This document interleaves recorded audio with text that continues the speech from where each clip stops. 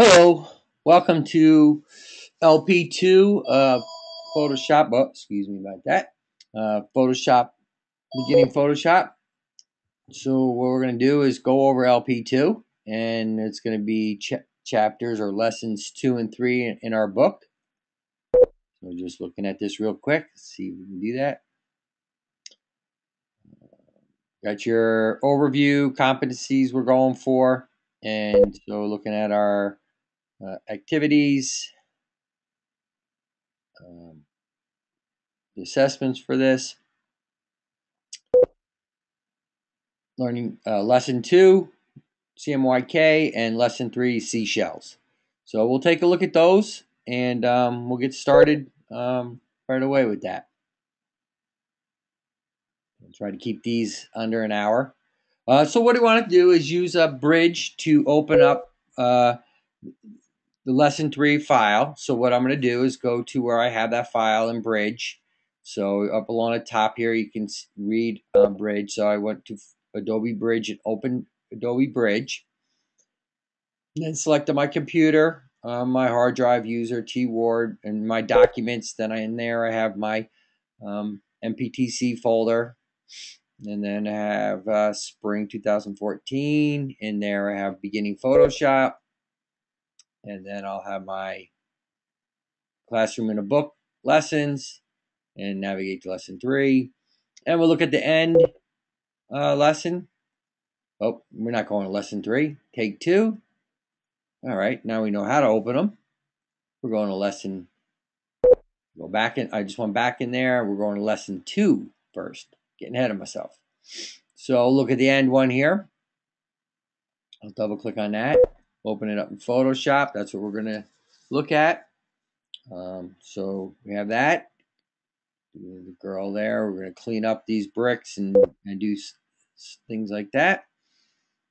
Back to Bridge. If I do select that, I think if I hit the space bar, it brings it up full screen so I could see it without opening it in Photoshop. Hit the space bar again. It goes back. So now I want to open the Start, and we're going to use Camera Raw. Camera Raw is a feature that comes along with Photoshop CS6.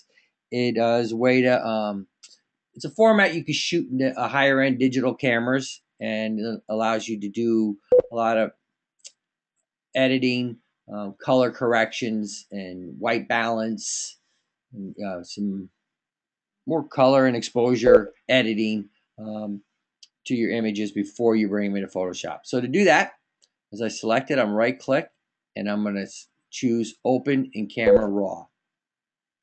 So I right click to get this menu, click on it, Camera Raw comes up. Then I'm going to use my white balance eyedropper, and if you scroll along the tools, you'll get the different names for the different tools in here, but it says white balance tool. So I scroll on that. So I'll choose that tool, and I'm going to look at this image and look for something that's white. So, right here, it looks like this may be a pure white there. And maybe this highlight right here. Boom. That looks pretty white. So I'll click that, and it changes that. So now I'm going to go over to this sneaker here.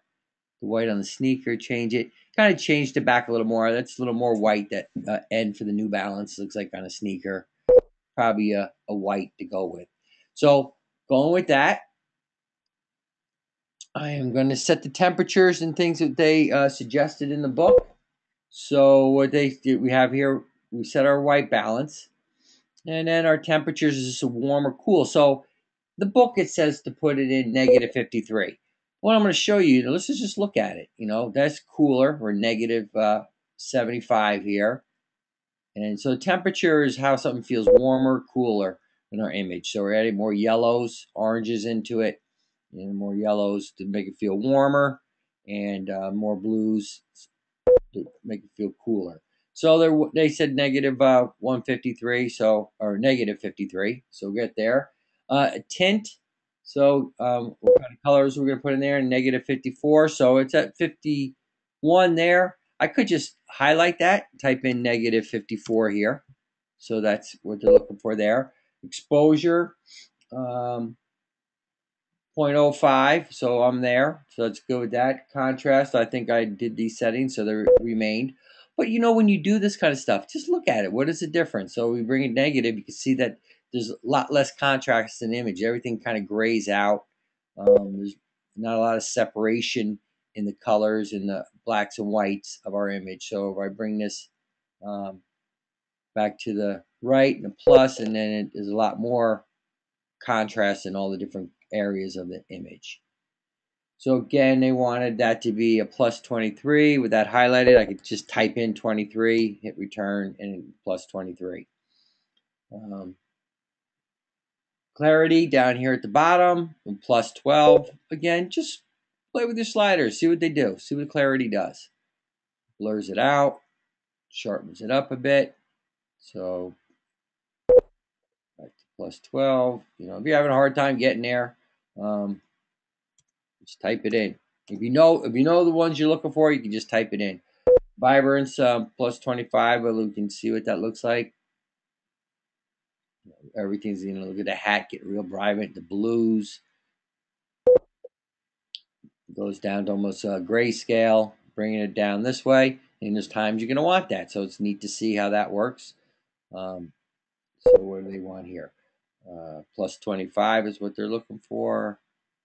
But you know, you don't have to do exactly what the book says, but try to understand what these different sliders do, so you can see how it is adjusting. Vibrance is a pretty powerful one. It gives nice, rich colors, vibrant colors. Saturation really blows it up. It's similar to vibrance, a little different, but you can see how that saturates, makes the colors, those pure colors, and then this will take it down to a grayscale all the way to negative 100. This grayscale image, so saturation, you're looking to type in 5. So I just typed in 5 there with that highlighted. So we have that. As I was doing this, my preview button has been selected up here, so I was able to see that changes. So if you go to it, you're not seeing it. Make sure you have that preview button selected. And then I want to open this image in Photoshop. So I'm going to click open image, and by default, it will open it in Photoshop. So down here, and it's opened it in Photoshop.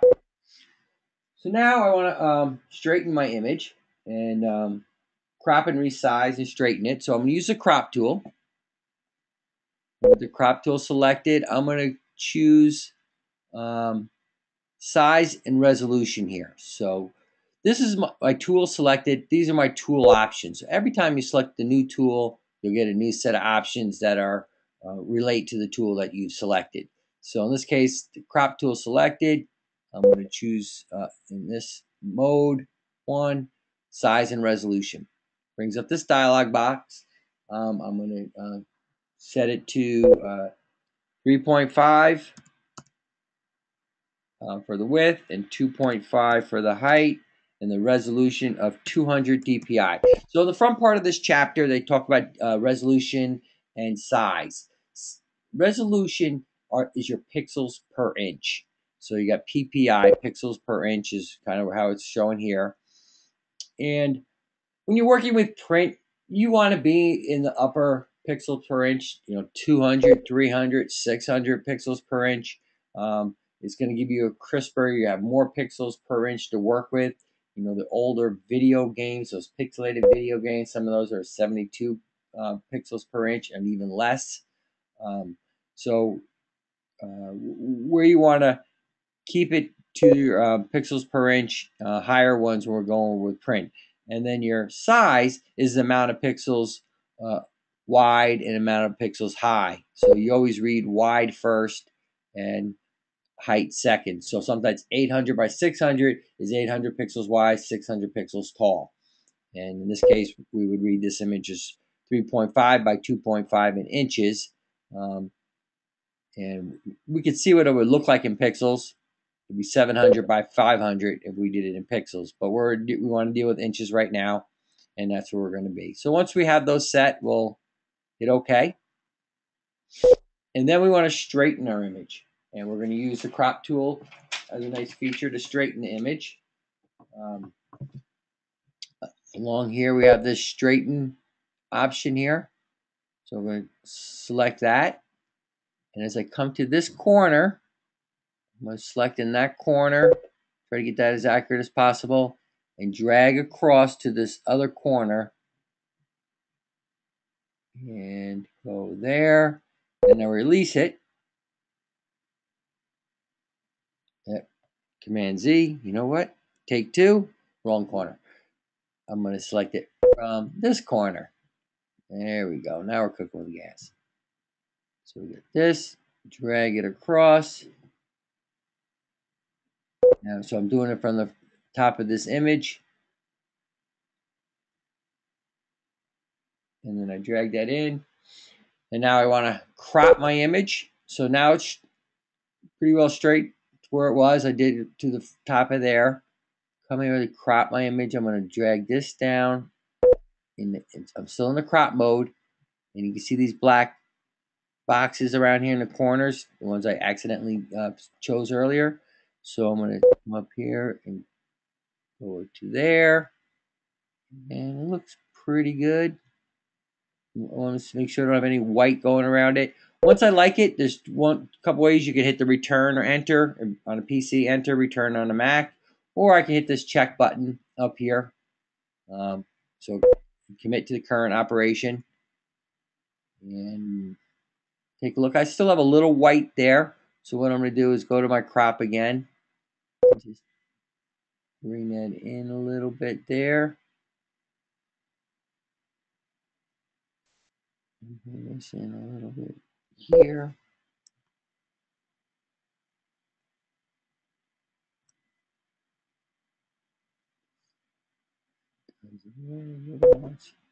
So try there and crop it again. See if I got rid of that.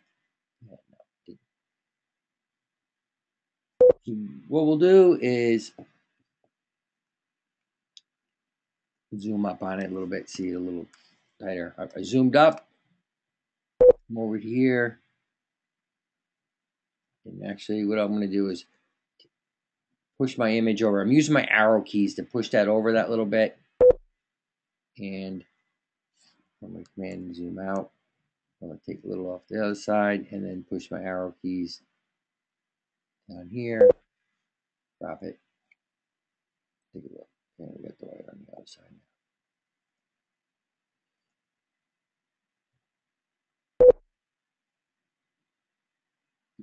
Yeah, it's a little tight in there. So we'll go with that for now.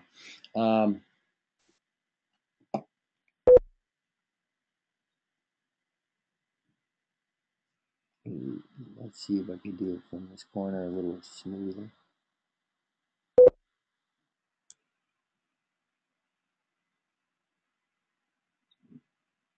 All right, we'll go with that. Yeah, so from here, I want to check my image size. So I'll go to image, image size.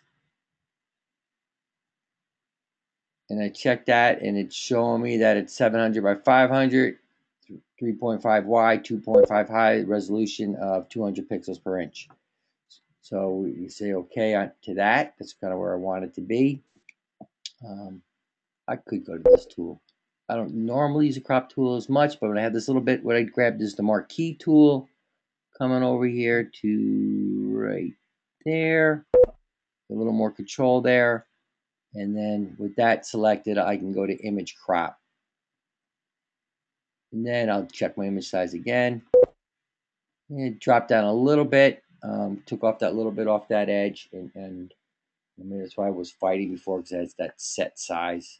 But it's still pretty good here in that image. So I'll do it. Now it's selected. So to deselect, and we're going to get into this earlier, I want to go to select, deselect. The quick key would be Control D or Command D. Control D on the PC, Command D on the Mac. So over here, we're going to look at some of the repair tools. This exercise, this lesson is about using some of the repair tools. So I'm going to paint the hat using the color replacement tool. So to to do that, before I do anything, what I want to do is duplicate my layer. The reason being that I can look back and forth to my original layer and my repaired layer, and I can see how my repairs are looking.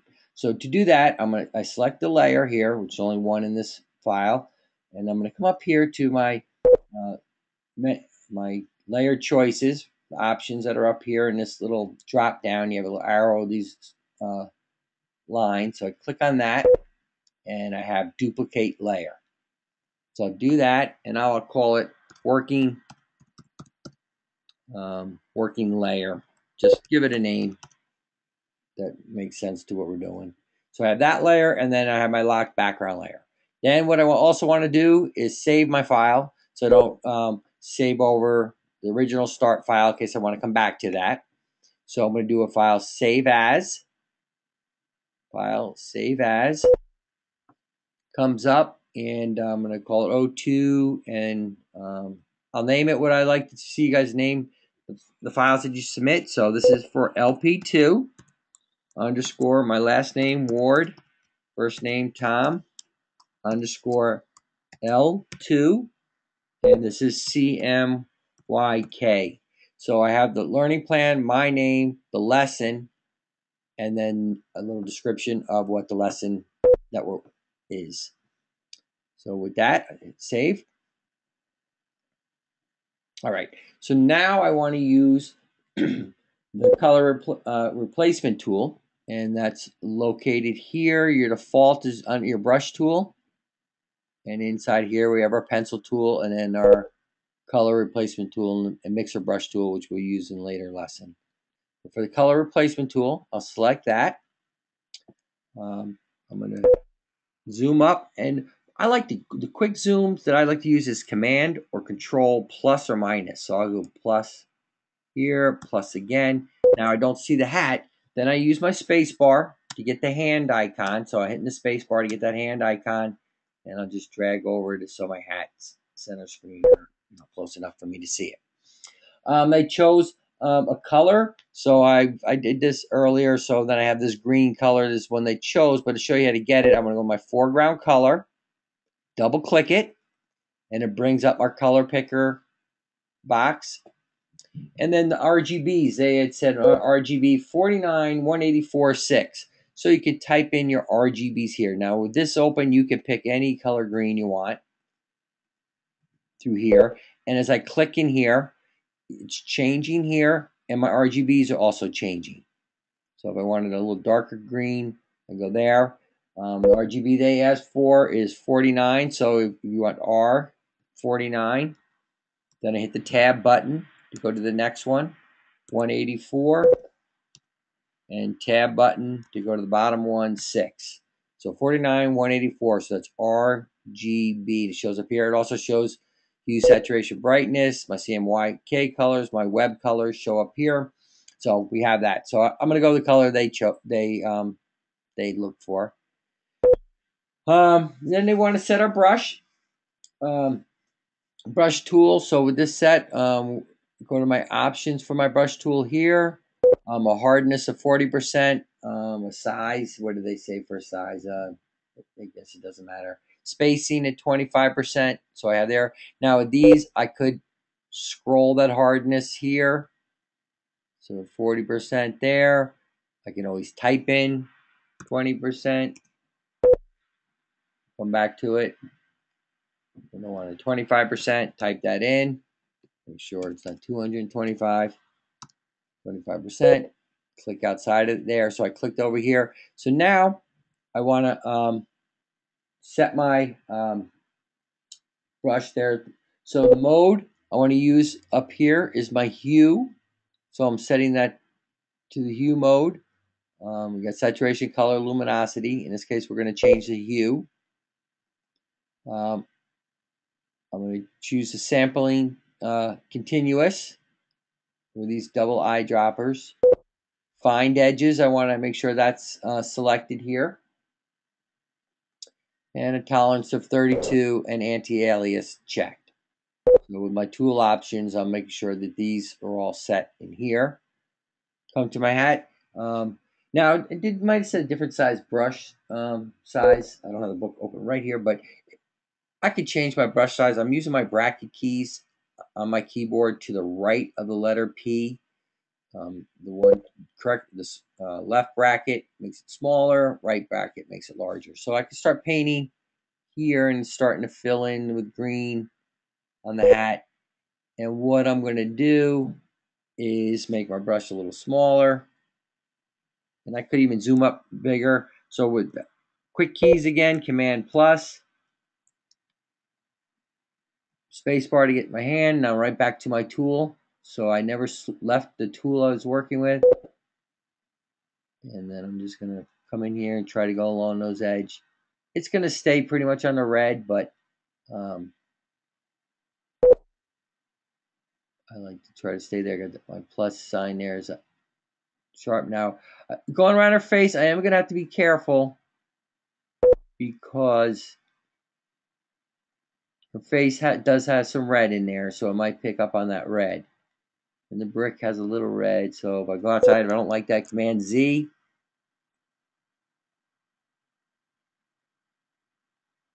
Go back here.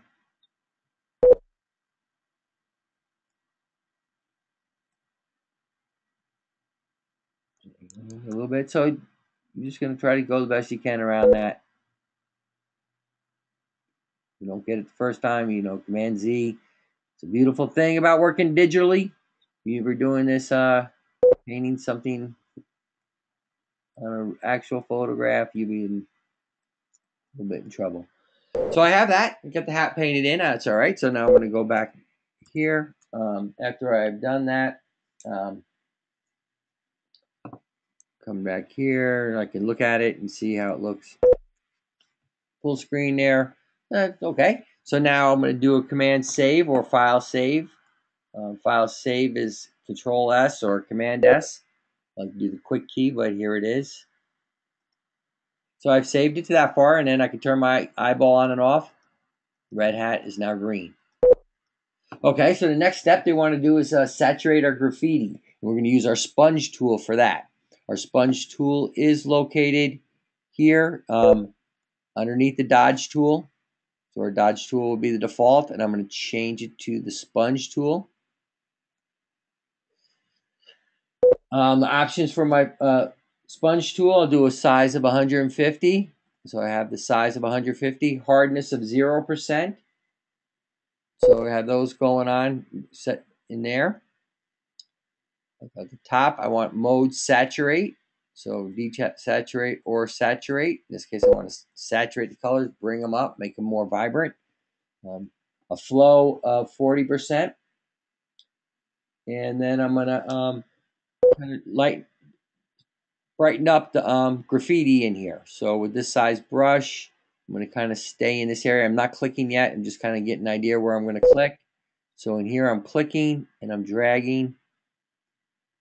And come over here. I'm trying not to overlap. Because I overlap, I will double it up, my brightness there. So if I come in here on her, bring that up. Now that was a real subtle change that I did. So to see what it looks like, see the difference? As I click on it, you can see how this brightens up. That just subtle little bit that we did there. So we'll even bring it up a little here. Maybe I can make my brush size smaller, doing it the same way by using my bracket keys. And get that going. So again, I take a look. I want to go too crazy with it, so I'll go with that. So that's using our sponge tool to add some saturation to the image. And then what we're going to do is repair with our clone stamp tool. So our clone stamp tool is located here. Clone stamp tool. So like click that, and I want to set my parameters, my options for that. So I'm going to do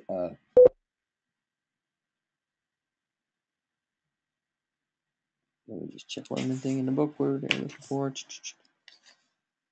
Clone stamp tool, and then I'm going to set my size to 21.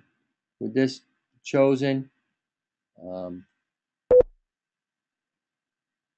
Size 21. I mean, we could change this. This is just something there. Hardness of 0.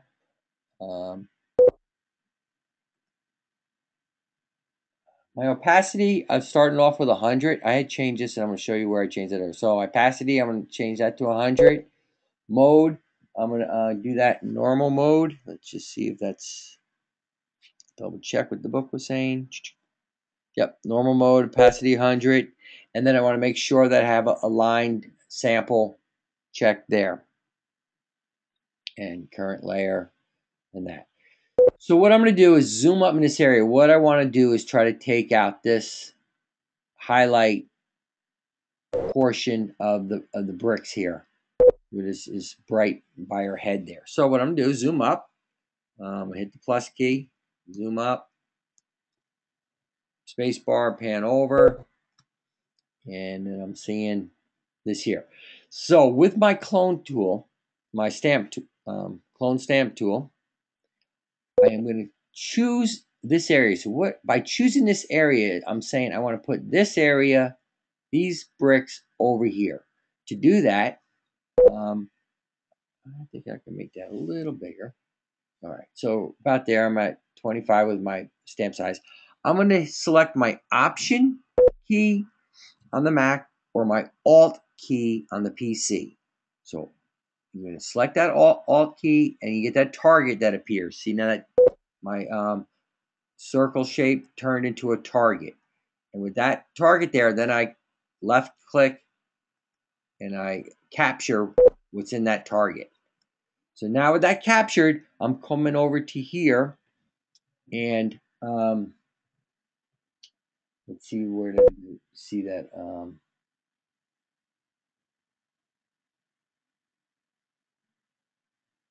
Yeah, I missed a step there, and I want to show you there. So that's what I wanted to do, just so I could see, I see this happening. I'm going to show you how I got that window, and then I'm going to go to clone source, and what I have checked here. So I got that from window, clone source, and brought up this dialog window. And this I want the same. This I'm going to leave, but I want to show overlay and show clip and opacity 100%. What that's doing is allowing me to see what I'm going to stamp. So I'm seeing that brick in there as it's moving. I'm seeing that's what I'm going to replace. So I can see I'm putting it there. It's the middle of the brick. But if I do it here, it's going to line up with my existing bricks. So that's where you want to make sure you have that clicked. So I'm coming over to right by her head. I don't want to put that brick in her head. So I'm going to come about right about here. And I'm going to click and drag to the right. So I'm clicking, dragging to the right. And I went a little far and picked up a little of the edge of the image there. So I'll do Command Z on that to get that off. So maybe I'm going to bring my target. I picked up a little of that edge. So what I'm going to do is bring my target over to the left a little bit more. So I'm going to re-choose my target, click it, and then I can still see it. So I'm going to go right there. It looks like it lines up with the bricks pretty good. And drag to the right. And then I'll stop there. See how I replaced that brick? Now come down to this next level. Again, I don't want to go in her hat. Come down about here. And about there looks pretty good. And I'm clicking and dragging. Okay, right now I want to step too far again, so I can do Command Z. And I got to be careful where I go up with that.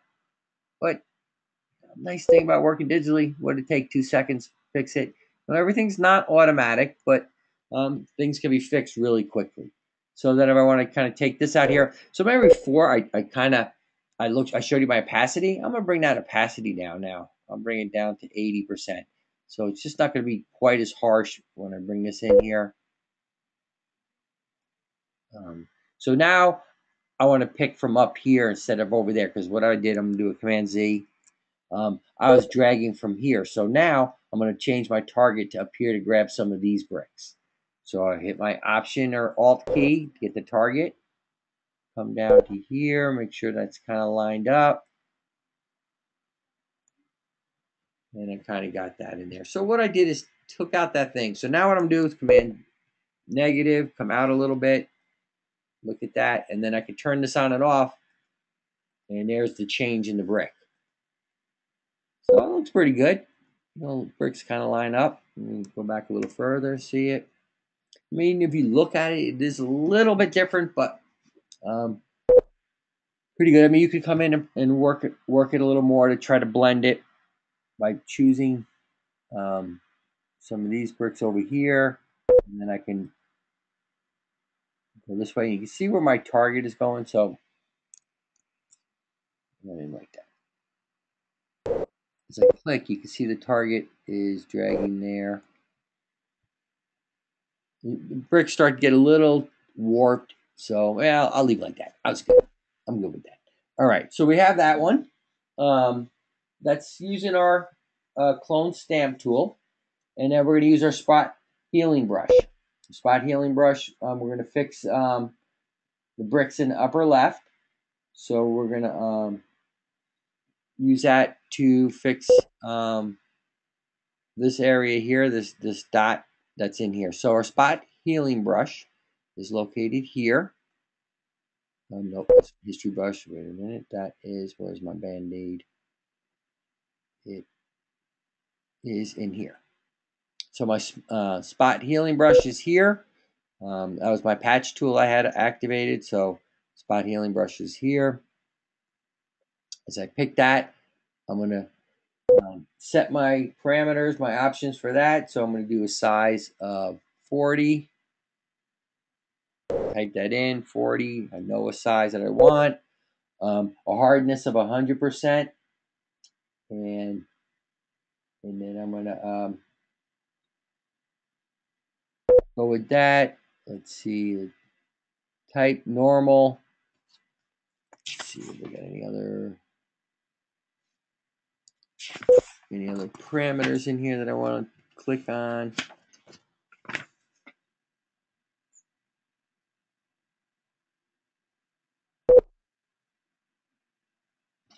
And so there, I'm going to drag from, let's zoom up on this a little bit so I can see it a little better. Slide over. And I'm going to drag from my left to the right this time to come over here. So what it's going to do is going to bring bricks from here and cover that up.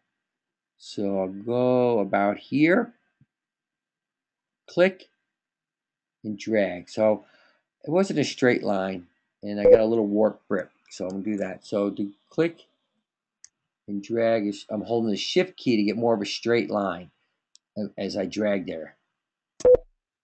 And I end up picking up the bottom there. I didn't want to do that. So let's see, we can try that again. Drag. There we go. So we got that, cleaned up that spot there pretty nice. We're going along there. So now the next thing we want to do is, just check here, is take out this part there, that thing there, using our content aware patch. So with that, we're going to find our content aware patch, which is located under our spot healing brush, and go to the patch tool. And the settings we want to use for that are content aware. So we want to choose patch content aware. We want adaptation to be medium, and we want to sample all layers. So we have that going on. And then what I'm going to do is trace out this hole in there, and then drag over to find some bricks that's going to fill it. Make sure I got everything set there. Okay, so if I come here, I'm going to use my pointer there, and I'm using a mouse. I'm just dragging down, going around this, staying fairly close. I don't want to get too wide on it. I just want to replace that area of it. And as I go there, then you can see I get that arrow there. As I go into the inside there, I get that little black arrow to the right. And I can drag over to the right, and it's showing me what the repair is going to look like. So what I want to do is line up my bricks. Maybe there's probably better. I'm looking at the line, the horizontal lines of the bricks. I could also look at, when you're doing brickwork, that I have the centers don't line up on the verticals. So I'm looking there. And yeah, that looks pretty good. I think that I can live with that. I'm going to do so now it's selected. I want to deselect that. I'm going to do a Command D. By that, I do Command D, deselects it. I can turn this on and off. And look at those two fixes that we did. So now they're looking to fix those these back here, these messed up bricks in this corner there. So what I want to do is, still with my tool selected, is come along here and select around these shapes. Come around, come up here, come into the middle there, and I see that. So now I want to drag it over. And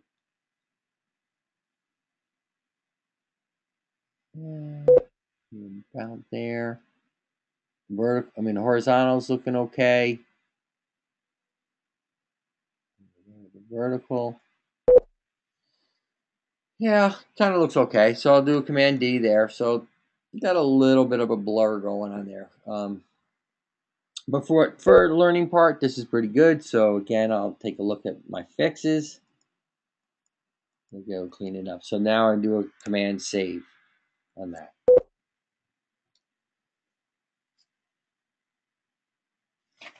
So then the next thing I want to do, so that's kind of fixing my image. So let's see, I think that's what they're asking for in Chapter 2.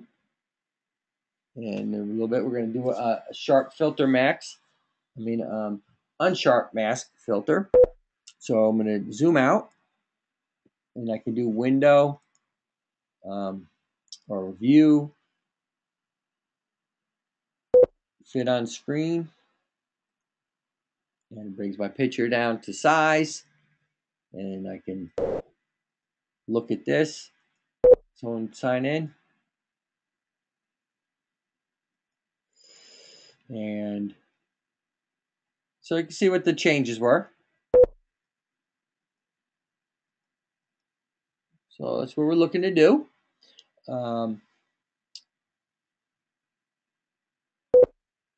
In there, and now what I want to do is do a filter. So I'm going to do it on sharp mask. I'm going to sharpen this up a little bit. So applying unsharp mask. So from here, I'm going to go to Filter, Sharpen, Unsharp Mask. And with that, I'm going to do a 70% in one pix. That's kind of what they were looking for.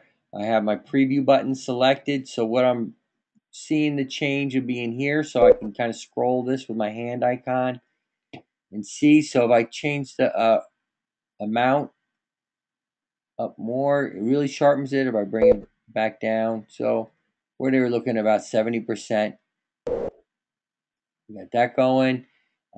Radius of 1, that tightens it up a little more, but so you can go what you think looks the best. They're going for 1 here. Threshold shows the contrast, and threshold between 3 and 4, 2 and 3. That looks okay to me. So I'll say okay. And it's changed it there. So now I can look at what I have there. So I can do a file save. So I have that, and then I want to save it as a CMYK image. So a CMYK, and you could submit this either as CMYK Photoshop file or CMYK TIFF image. So I'll show us both ways, but we're going to go to change the mode. We go to image mode, and right now it's in RGB, and we want to turn that into CMYK color. So I click that, and it's telling me have to changes modes can affect appearance, flatten image before change mode. And in this case, I will, because I want to have my Photoshop document saved. So I'll say flatten. I don't need the 2 layers. And it's telling me the profile that I have set up, and we'll get more into that in chapter 14, talking about going to CMYK. But there's certain profiles that you would give to your printer. In this case, the default profile, the US web coded swap V2 profile is what we want to use. So I'll say OK. And it flattened it out, and it saved it. So what I want to do here is now to change this to file save as, and they talk about saving it as a TIFF file. That's one way you can do it. To do that, I would go to this drop down menu here in the format and choose TIFF and save it that way. So I'm saving it as a TIFF file. Or if you want to keep it as a Photoshop document, I don't want to save over my other Photoshop document that I did. So I would maybe make this a number 2, or yeah, number 2 would work because it already says CMYK there. So I can do that and save it as a Photoshop document. So it's a PSD, and then it won't save over this one here that we just worked on. So I'm going to hit save. So I've saved it, and this is what you would submit. You would submit the Photoshop document as in the mode. If I check my image mode, it is in CMYK color. So those are the corrections. Those are the tools we're going to work with. You can see in here, it does look a little blurry, so kind of to working with that. It's things we can do. Try to smooth that out, but I think for the most part it works pretty good. So we're looking here, and then I'll make a second video later on to show us how to do Learning Plan 3, because this has already gone into about 45 minutes long. So it's a long time right now, and I'll make the second video to do Learning Plan 3 in a minute. All right, then. Any questions on this? Be sure to email me or give me a call, and we'll get it straightened out. Thanks for watching.